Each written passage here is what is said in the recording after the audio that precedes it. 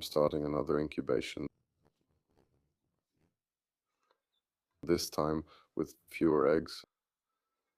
I've checked the internal temperature. I'm avoiding past mistakes. I got 8 eggs from the last batch.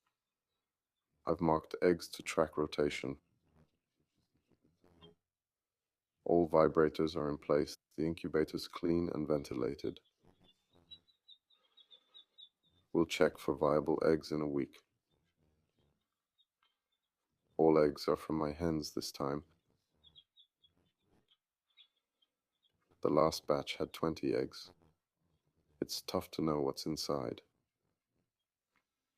We'll see what my birds produce. Will this hen have any success? I've got 20 eggs to test effectiveness.